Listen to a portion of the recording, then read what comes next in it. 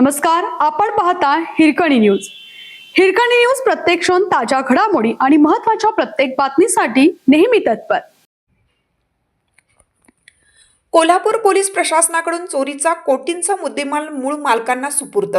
Police वर्धापन दिनानिमित्त police प्रशासनाकडून गुरुवारी आयोजित कार्यक्रमात 1,37,37,832 रुपयांचा मुद्देमाल मूळ मालक फिर्यादींना देण्यात आला.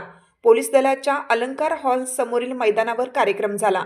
जिल्हा पोलीस प्रमुख योगेश कुमार यांची प्रमुख उपस्थिती होती.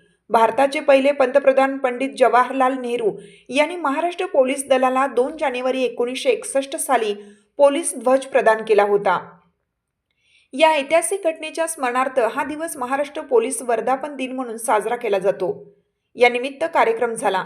घरफोडी चोरी झाल्यानंतर अनेकांना आपला मुद्देमाल परत मिळणार की नाही, मिळाला तर कधी मिळणार, असे अनेक प्रश्न पडलेले असतात. काही जण चोरीची फिर्याद देण्यासही वेळेत जात नाहीत.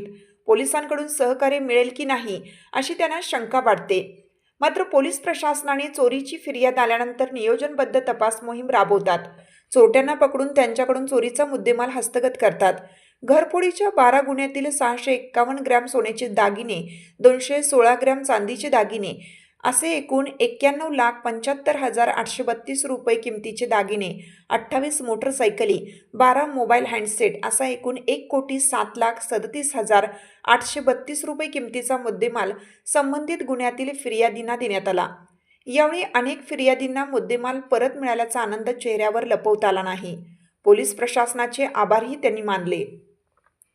कार्यक्रमास उपअधीक्षक तानाजी सावंत, शहर उपअधीक्षक प्रिया पाटील, प्रशिक्षणार्थी पोलीस अधिकारी आरांक्ष यादव, शाहूपुरीचे निरीक्षक संतोष डोके, स्थानिक गुन्हे अन्वेषणचे पोलीस निरीक्षक सुशांत चव्हाण यांच्यासह शहरातील सर्व पोलीस ठाण्याचे अधिकारी कर्मचारी उपस्थित होते.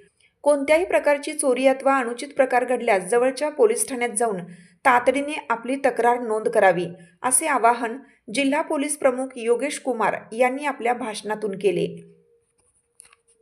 आपल्या हिरकणी न्यूज चॅनलला लाईक करा, शेअर करा आणि सबस्क्राईब करायला विसरू नका.